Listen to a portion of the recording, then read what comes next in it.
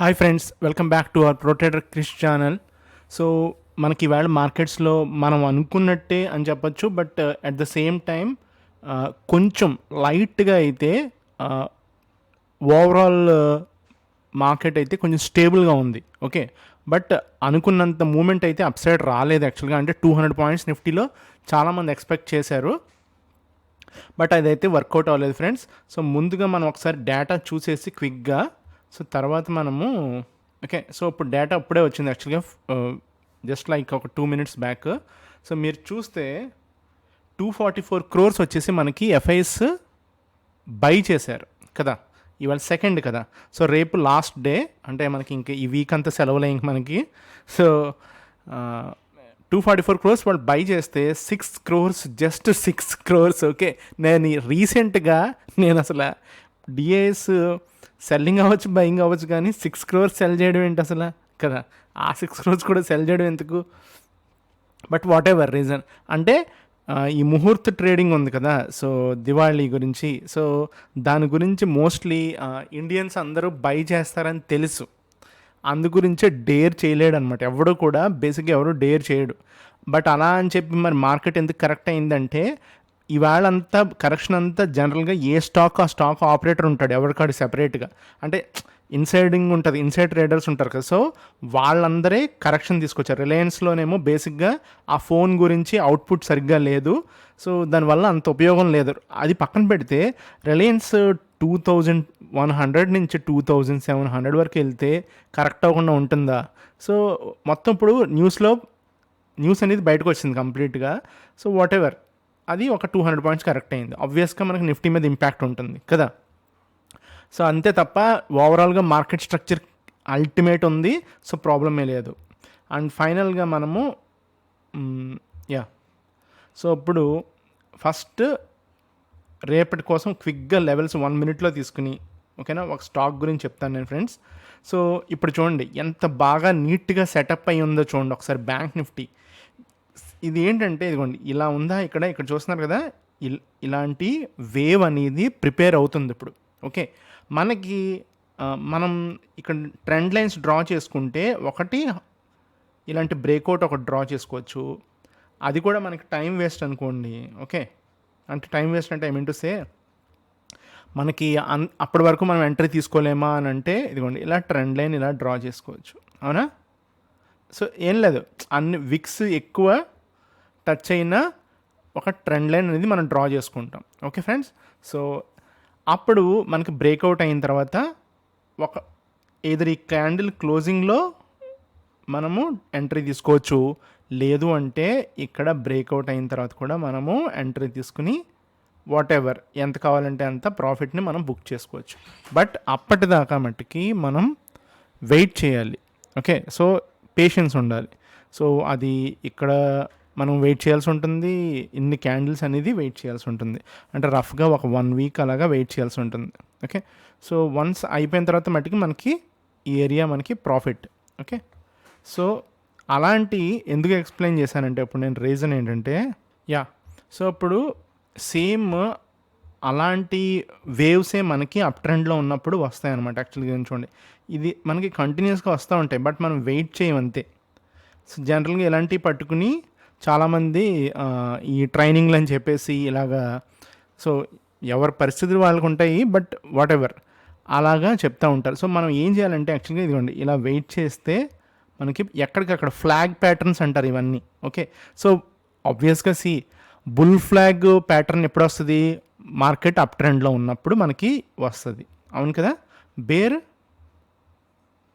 Flag ఎప్పుడు వస్తుంది? ఆబ్వియస్గా డౌన్ ట్రెండ్లో ఉన్నప్పుడు వస్తుంది, అవునా. సో మనకి ఇక్కడ ఇప్పుడు ఏమొస్తున్నాయి? బుల్ ఫ్లాగ్లు వస్తున్నాయి ఎక్కడికక్కడ 1 week 2 weeks ఒక్కొక్కసారి మనకి బుల్ ఫ్లాగ్స్ వస్తున్నాయి. ఇప్పుడు మనం బుల్ ఫ్లాగ్ దాకా వెయిట్ చేయాలా వద్దా? వెయిట్ చేయాలి. సో నేను చెప్పేది ఏంటంటే బ్రేక్అవుట్ అయ్యేదాకా వెయిట్ చేద్దాం. బ్రేక్అవుట్ అయిన తర్వాత నెక్స్ట్ అప్ మూవ్ ఎప్పుడు స్టార్ట్ అవుతుంది? ప్రాబబ్లీ 40,500 దగ్గర 550 దగ్గర మనకి బ్రేక్అవుట్ అనేది వస్తుంది. బట్ అప్పటిదాకా ఏదన్నా అన్ఈవెన్ మనకి 500-800 పాయింట్స్ డిప్ వస్తే తప్ప కొనకూడదని చెప్పేసా.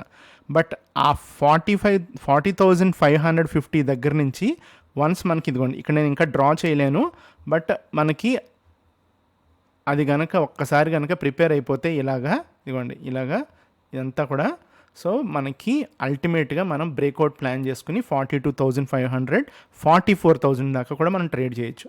ఓకే, సో రేపటికైతే నాకు తెలిసినంత వరకు రేపు ట్రెండ్ అనేది ఉండదు. ఓకే, ఎందుకంటే వీక్లీ ఆప్షన్స్ ఎక్స్పైరీ ఉంది రేపొద్దున్న. సో ఈవేళ ఉన్నట్టే మనకి రేపు కూడా 2 సైడ్స్. ఓకే, మీరు ఈవేళ ఒకసారి 5 minutes చూద్దాం. యా ఓకే, సో 5 minutes చూస్తే మీరు చూడండి ఇక్కడ నుంచి కదా డే స్టార్ట్ అయింది ఇక్కడ నుంచి. సో చూసారా స్వింగ్స్ చూసారా, ఇలా ఉంటుంది. మరి అంటే ఏంటి, సెల్ చేసినోడు పోయాడు, బై చేసినోడు కూడా ఎంతసేపు ఉన్నాడు కదా, ఆబ్వియస్గా ఉన్నాడు బై చేసినాడు. బట్ ఎవరైతే సిగ్నల్ కోసం వెయిట్ చేసినాడు మట్టుకి ఈ కొంచెం ప్రాఫిట్ తీసుకుంటాడు. ఓకే, సో వెయిట్ చేయడం ఆబ్వియస్గా మనకి మంచిది. ఓకే, సో వెయిట్ చేసి ఎంట్రీ తీసుకుంటే మనకి ఎప్పుడు కూడా మనకి అల్టిమేట్గా మనము అట్లీస్ట్ లాస్లో అయితే ఉన్నాం. ఓకే ఫ్రెండ్స్, అక్కడ నుంచి ఇది ఇబ్బంది పెడుతుంది, తీసేద్దాం. ఓకే, సో నేను యాక్చువల్గా 3 days బ్యాక్ది తీసుకున్నట్టున్నాను. ఓకే, సో మార్నింగ్ మూమెంట్ చూసారు కదా. ఓకే, సో ఇగోండి ఇలాంటి మూమెంట్స్, ఈ మూమెంట్లు ఏం వెయిట్ చేయగలుగుతాం, ఆబ్వియస్గా స్టాప్ లాస్ లెగుస్తాయి, లేదా మనము స్టాప్ లాస్ ప్లేస్ చేయకపోయినా కూడా మనం ఎగ్జిట్ అయిపోవాల్సి ఉంటుంది. సో అందుగురించే రేపు కూడా మార్కెట్ని మీరు రేంజ్ బౌండ్ ట్రేడింగ్ అనేదే ఉంటుంది. రేంజ్ బౌండ్ అంటే ఏదో ఒక 50 పాయింట్స్కి కాదు, 500 పాయింట్స్ 800 పాయింట్స్కి మనకి రేంజ్ ఉంటుంది. ఇదిగోండి, సో ఇవాళ కూడా రఫ్లీ మనకి ఒక 300-550 పాయింట్స్ దాకా మనకి రేంజ్ అనేది ఇక్కడ ఉంది కదా. సో రేపు కూడా ఒక 550 పాయింట్స్ దాకా మనకి ఈజీగా రేంజ్ ఉంటుంది. ఆ రేంజ్ అనేది మనం ఫిక్స్ అయితే మనం ట్రేడ్ చేసుకోవచ్చు అందుట్లో. ఓకే, సో నేను రేపటికైతే నా వ్యూ లేదు, ఎందుకంటే ఇలాంటి మనకి హైస్లో మనం ఒక ట్రెండ్ లేదు. ఓకే, ప్రస్తుతానికి లాంగ్ టర్మ్ ట్రెండ్ అప్ ట్రెండే ఉంది, బట్ ఒక డిప్ మనకు 1,000-1,200 పాయింట్స్ వచ్చాడు అనుకోండి, అప్పుడు తీసుకోవడం బెటర్ అనేది నా ఉద్దేశం ఇంత హైస్లో ఉన్నప్పుడు. ఓకే, సో నేను అందు గురించి బై అయితే వద్దనే చెప్తాను బ్యాంక్ నిఫ్టీ మీద, బట్ డిప్ వస్తే మటుకి ఖచ్చితంగా తీసుకోవచ్చు. ఓకే ఫ్రెండ్స్, సో సపోర్ట్ అయితే ఇక్కడ ఒక సపోర్ట్ మనము ఇదిగోండి ఈ స్ట్రాంగ్ సపోర్ట్. ఓకే, సో 39,700 రేపు వస్తే మట్టికి ఒక లాంగ్ కాల్ తీసుకోవచ్చు. అది బ్రేక్ అయిపోతే మట్టికి మనకి ఓకే నెక్స్ట్ ఇక్కడ వరకు కూడా మనకి స్టాప్ లేదు ఇంకా. సో లిటరల్గా ఒక 39,800 పాయింట్స్ దాకా మనకి రఫ్లీ టార్గెట్ ఉంది కిందకి. సో షార్ట్ చేసుకోవచ్చు. ఓకే ఫ్రెండ్స్, సో తర్వాత వచ్చేసి నిఫ్టీ వచ్చేసి ఓకే నిఫ్టీ చూడండి ఒకసారి వీక్లీ టైం ఫ్రేమ్ చూద్దాం. వీక్లీ టైం ఫ్రేమ్లో ఇదిగోండి, ఇప్పుడు ఫస్ట్ థింగ్ ఏంటంటే తెలుసుకోవాల్సింది, నేను చెప్పాను కదా మీకు ఒకసారి 50-60% రేషియో అని చెప్పేసి నేను చాలా వీడియోస్లో చెప్పాను. సో ఇప్పుడు చూసారా ప్రతి క్యాండిల్ పైకి వెళ్తుంది, ఆ 60% రేషియోని ఫిబొనాచి అవ్వచ్చు, రీట్రేస్మెంట్ అవ్వచ్చు. ఓకేనా, ఒక క్యాండిల్ని మీరు ఒక 3 parts కింద డివైడ్ చేసుకుంటే సో ఆబ్వియస్గా మీకు ఆ 60% అనేది వస్తుంది. 55 ఆ 50కి 60కి మధ్యలో అనమాట. సో ఆ రేంజ్లో మనకి ఎప్పుడైనా సరే అప్ ట్రెండ్లో ఉన్నప్పుడు మనకి రివర్సల్ తీసుకొచ్చినప్పుడు 60% దాకా వస్తాడు, 55-50 మధ్యలో. ఈవెన్ డౌన్ ట్రెండ్లో ఉన్నప్పుడు కూడా బౌన్స్ అయినప్పుడు కూడా మళ్ళీ పైకి 50%-60% వెళ్తాడు. సో ఇప్పుడు మనకి డౌన్ ట్రెండ్ స్టార్ట్ అయింది, అవును కదా, 2 weeks నుంచి మనం ఆల్రెడీ డిస్కస్ చేసుకున్నాం అది. సో ఇప్పుడు రేపు ఓకే మార్నింగ్ గట్టిగా గనక కొడితే కిందకి, ఓకే సే ఫర్ ఎగ్జాంపుల్కి 150 పాయింట్స్ కనుక కొడితే మీరు గుర్తుపెట్టుకోండి. ఓకే, సో ఇవాళ క్లోజ్ ఒకసారి చూద్దాం, ఎంత క్లోజు 17,922. ఓకే, రీసెంట్ లో ఎంత, ఇది రీసెంట్ లో. ఓకే, చాలా క్రిటికల్, ఎందుకంటే రేపు ఈ లెవెల్ కనుక బ్రేక్ చేస్తే ఓకే ఈ లెవెల్ కనుక బ్రేక్ చేస్తే కన్ఫామ్గా 16,500. ఓకే, 16,500 అంటే ఆలోచించుకోండి, అంటే నవంబర్ మొత్తం ఇంకా బేరిష్నెస్లో ఉంచుతారు మార్కెట్ని, అందులో ఏ మాత్రం సందేహం లేదు. ఇదిగోండి ఇదే నెక్స్ట్ స్టాప్ అనమాట. ఓకే, నేను మీకు ఆల్రెడీ ఒకసారి చెప్పాను, బట్ ఈ లెవెల్కి ఎందుకు రాలేదు అనేది ఒక రీజన్ లేదు యాక్చువల్గా, నాకైతే తెలియలేదు అప్పుడు. ఓకేనా, సో ట్రెండ్ అనేది క్లియర్ కట్గా అప్ ట్రెండ్ ఉంది, ఇప్పుడు రీట్రేస్మెంట్ అవుతుంది. సో ఈ రీట్రేస్మెంట్ డీప్గా అయితే మట్టికి ఒకసారి చూద్దాం. ఫిబొనాచి కూడా మనం డ్రా చేస్తే మనకు ఒక క్లారిటీ వచ్చేస్తుంది. యా, సో ఇప్పుడు 61.8%కి రావాలి అన్నా కూడా మనకి 17,415. సో 17,415 దగ్గరికి రావాలన్నా కూడా మనకు రఫ్లీ 500 పాయింట్ కరెక్షన్ ఉంది. ఓకే, సో మీరు చెప్పండి, ఇప్పుడు 17,920 దగ్గర క్లోజ్ అయింది. సే ప్రీవియస్లో అంటే ఫ్రైడే లో మండే లో, యా ఓకే, సో ఫ్రైడే లో ఇది కదా. సో ఫ్రైడే లో కనుక మనకి తీయకపోతే న్యూ హై అని ఆల్రెడీ మనకి మార్కెట్లో న్యూస్ ఉంది.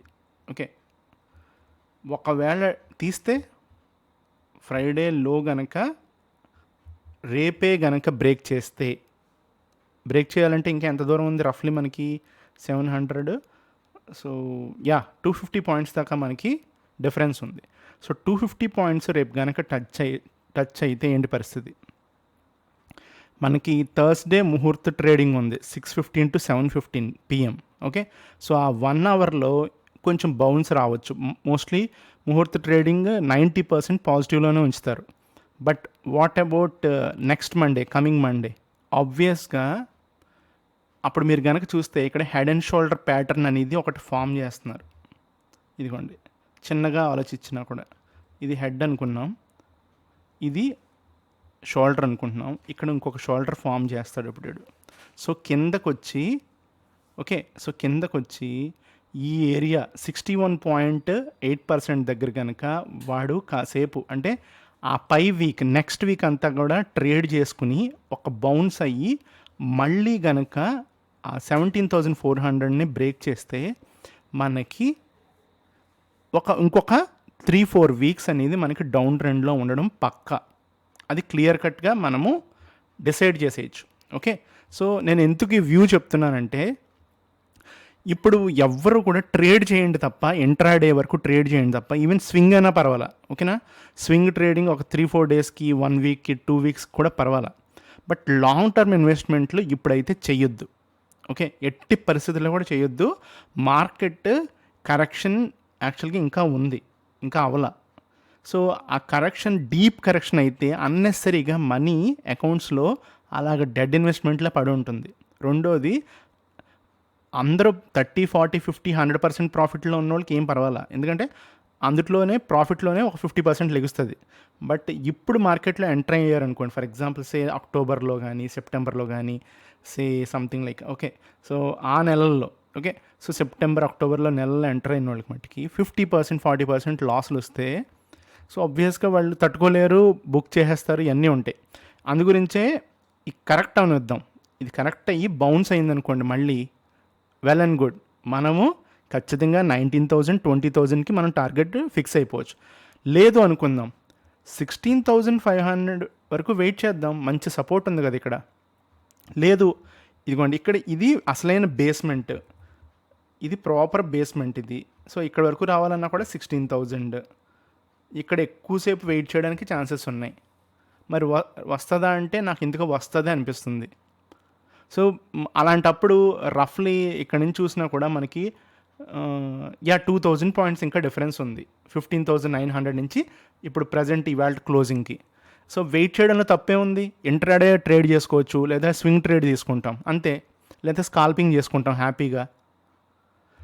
So long term investments, short term investments ఇప్పుడైతే హై రిస్కీ. ఓకే, సో న్యూస్లో రకరకాలుగా చెప్తారు, అన్నీ ఇష్టం వచ్చినట్లు చెప్తారు, కానీ ఎవరిని కూడా పట్టించుకోకర్లా, అసలు అనవసరం అనమాట. ఎందుకంటే రిస్క్ రివార్డ్ అస్సలు ఫేవరబుల్గా లేదు. మోస్ట్ ఆఫ్ ద స్టాక్స్ అంటే 95% ఆఫ్ ద స్టాక్స్లో లేవు. ఓకే, కొన్ని ఎగ్జాంపులరీ సంథింగ్ లైక్ ఎక్సైడ్ ఒకటి, ఐటీసీ ఒకటి, ఇలా కొన్ని స్టాక్స్ ఉన్నాయి. యూనియన్ బ్యాంక్ ఒకటి, ఫెడరల్ బ్యాంక్ కూడా కొంచెం బాగుంది. సో అలాగా ఎందుకంటే అవన్నీ beat in stocks, but very good fundamentals చాలా బాగున్నాయి. బట్ అందులో గ్రోత్ స్టోరీ ఈ మధ్యకాలంలో లేదు ఫర్ సమ్ రీజన్స్. సో అలాంటి స్టాక్స్లో పర్వాలా, ఎందుకంటే ఇంకా అవి అంతకన్నా బీటెన్ ఉండవు. ఓకే, అంటే అంతకన్నా కిందకి మహా అయితే ఇంకో 5%, 7%, 10% పడుతుంది, కానీ 50% అలా పడిపోయే సీన్ ఉండదు అనమాట. ఓకే, సో అది కొంచెం మైండ్లో పెట్టుకోండి. ఇది ఎందుకు చెప్తున్నానంటే ఇప్పుడు మార్కెట్ ఎలా ఉందంటే సిచ్యువేషన్, ఏ మాత్రం వరల్డ్‌లో ఏదైనా ఒక్క బ్యాడ్ సిచ్యువేషన్ వచ్చినా కూడా మనకి ఎగ్జిట్‌కి కూడా ఛాన్స్ ఇవ్వడు. ఓకే. ఎగ్జిట్‌లకి ఛాన్స్ ఇవ్వరు. సో, అలాగుంది. మనం ఎక్కడో కూడా అక్కర్లా. లాస్ట్ 10 డేస్ ట్రేడింగ్ చేసినోళ్ళకి అర్థమైపోతుంది. ఓకే. ఇన్వెస్టర్స్‌ని పక్కన పెడితే last 10 days okay. Something like ఊచకోత అంటాం కదా! ఆ టైప్‌లో మనకి అంటే మనలాగా అంటే కొంతమంది మనం అన్నీ నేర్చుకుని, ప్లాన్ చేసుకుని, ప్లాన్డ్ ట్రేడ్స్ తీసుకుంటే ఏం పర్వాలా. ఎందుకంటే మనకి రిస్క్ ముందే తెలుసు. మనం ప్లాన్ చేసుకుంటాం, ఎగ్జిట్‌లు అయిపోతాం. ఓకే. సో, నేర్చుకున్నాం కాబట్టి ఒక 2 సైకిల్స్ చూసాం కాబట్టి సో, మనము అట్లీస్ట్ ఒక 5% లాస్‌తో ఎగ్జిట్ అయిపోతాం. వచ్చినప్పుడు ఒక 10-12% ప్రాఫిట్‌లో బుక్ చేసుకుంటాం. బట్ రానోళ్ళ పరిస్థితి ఏంటి? సో, ఇప్పుడు ఎక్కువ మంది మార్కెట్‌లో యాక్చువల్‌గా నోవాయిసెసే ఉన్నారు. అంటే ఏదో ఒక పని చేసుకుని ఫుల్ టైమ్ బిజినెస్ అవ్వచ్చు, ఫుల్ టైమ్ సంథింగ్ ఎన్ ఎంప్లాయీ అవ్వచ్చు. సో, వాళ్ళు ఇప్పుడు పక్కనకొచ్చేసి ఇందుట్లో దిగిపోయారు. సో, వాడికి టైం ఎక్కడుంటుంది? ఆబ్వియస్‌గా ఉండదు. ఎవడిదో వింటారు, టిప్ తీసుకుంటారు, లేకపోతే ఒకటి రివ్యూ తీసుకుంటారు, ఒకటి రిపోర్ట్ తీసుకుంటాడు. సో, వాడు చెప్పినంత మాత్రాన నడవదు కదా! సో, అందు గురించి ఏంటంటే, సో, బేసిక్‌గా end of the day market హైలో ఉన్నప్పుడు ఇన్వెస్ట్మెంట్ రాంగ్ ఇన్వెస్ట్మెంట్. ఓకే. కంప్లీట్‌గా రాంగ్ ఇన్వెస్ట్మెంట్ అనమాట అది. సో, మార్కెట్ లో ఉన్నప్పుడు ఫియర్. మార్కెట్‌లో చాలా భయం ఉంది. అప్పుడు మట్టికి కళ్ళు మూసుకొని అసలు ఎవరిని అడగకుండా పెట్టేయచ్చు. మార్కెట్ హైస్‌లో ఉన్నప్పుడు మట్టికి అందరిని అడగాలి. ఎక్కువ మందితో మాట్లాడాలి. ఎక్కువ రిపోర్ట్స్ చూడాలి. అప్పుడే ఒక మంచి అమౌంట్‌ని ఇన్వెస్ట్ చేయాలన్నమాట. ఎస్ఐపి మోడ్ కూడా వేస్టే. ఎందుకంటే యావరేజ్‌లు చేసుకుంటా ఇప్పుడు ఒక స్టాక్ 100లో ఉండాల్సిన స్టాక్ 500లో ఉంది. సో, 500 నుంచి ఫర్ ఎగ్జాంపుల్ కరెక్ట్ అయితే ఏ 270కో వచ్చిందనుకుందాం. 500 నుంచి సిప్ చేసుకుంటా వచ్చి 270 దాకా ఏం చేస్తున్నట్టు? డెడ్ చేసినట్టు మనీని. సో, బేరిష్ ట్రెండ్‌లో ఉన్నప్పుడు నా నా పర్సనల్ వ్యూ ఏంటంటే ఇన్వెస్ట్ చేయకూడదు. బుల్ ట్రెండ్‌లో ఉన్నప్పుడు ఇన్వెస్ట్ చేయాలి. ఓకే. సో, ఇది ఫ్రెండ్స్. So, Nifty okay. రేపటికి ఎనీథింగ్ అబోవ్ దిస్ ఇది డైలీ టైం ఫ్రేమ్ కదా! సో, ఇదిగోండి. ఇది మనకి గనక రేపు ఆ 100 పాయింట్స్ బౌన్స్ గానీ, ఈవేళ యాక్చువల్‌గా యూఎస్ మార్కెట్స్ అంటున్నాం గానీ, గ్లోబల్ క్యూస్‌ని అసల ఏమాత్రం కూడా పట్టించుకోవట్లా. ఇండియా చాలా డిఫరెంట్‌గా వర్క్ అవుతుంది. యాక్చువల్‌గా ట్రేడ్ అవుతుందని చెప్పొచ్చు రోజు. సో, గ్లోబల్ క్యూస్‌కి సంబంధం లేకుండా అక్కడ పాజిటివ్‌గా ఉన్నా మనకు నెగెటివ్‌గా ఉంటుంది. అక్కడ నెగెటివ్ ఉన్నా మనకు పాజిటివ్‌గా ఉంటుంది. సో, సంబంధం లేదు. ఈవెన్ విక్స్ కూడా అంతే. విక్స్ పాజిటివ్‌గా ఉన్నా ఇక్కడ కూడా మనకి ఇన్వర్స్ రేషియోలో ఉంటుంది. బట్ మనకి డిఫరెంట్‌గా అసలు దేనికి సంబంధం ఉండట్లా. సో, అందు గురించి మనము పక్కన ఉన్న పారామీటర్స్‌ని వాటిని కొంచెం మైండ్‌లో పెట్టుకుంటానే వాటి బేస్ చేసుకుని మట్టుకు మనము ఇన్వెస్ట్ చేయడం గానీ, ట్రేడ్ చేయడం మట్టుకి ఇప్పుడున్న సిచ్యువేషన్‌లో వేస్ట్. అన్నెసరీ అనమాట. వద్దనే చెప్తాను నేనైతే. సో, తక్కువ సేపు మార్కెట్‌లో ఉండమని అయితే చెప్తాను. రాబోయే అట్లీస్ట్ ఒక 1 మంత్ వరకు అయితే. ఓకే. ఎందుకంటే ఈ థింగ్స్ అన్నీ కూడా నాకు ఎందుకో ఏదైనా కొంచెం బ్యాడ్ న్యూస్ ట్రిగ్గర్ అయితే మనకి ఆహ్, చాలా సివియర్‌గా ఉంటుంది. అదే ఒక కరెక్షన్ అయిపోయిందనుకోండి ఈ పాటికి అసలు యాక్చువల్‌గా 1500 పాయింట్స్ ఇంకొంచెం మార్కెట్‌లో ఒక 16,000 వరకు, 16,500 వరకు ఈ పాటికి వచ్చేసి ఉంటే అక్కడితో అయిపోయింది. ఇంకంటే కంప్లీట్‌గా క్లీన్ స్వీప్ చేసేసినట్టు లెక్క. ఇప్పుడు ఏం చేశారంటే హాఫే అట్లీస్ట్ ఒక 40% దాకానే చేశారు. ఇంకా 60% ఉంది. సో, 60% కరెక్షన్ రావాలి. సో, రేపటి వరకు 18,000 అబోవ్ అయితే మళ్ళీ మనం లాంగ్ కాల్స్ ఇనిషియేట్ చేసుకోవచ్చు. 18,000 బిలో అయితే మట్టికి నేనైతే వద్దనే చెప్తాను క్లియర్‌గా. ఎందుకంటే వీక్లీ టైమ్ ఫ్రేమ్‌లో నేను మీకు ఇందాక చూపించాను కదా ఫ్రెండ్స్. ఇదిగోండి. ఇక్కడ సేమ్ ఇలాంటి ఇదిగోండి అది. ఓకే.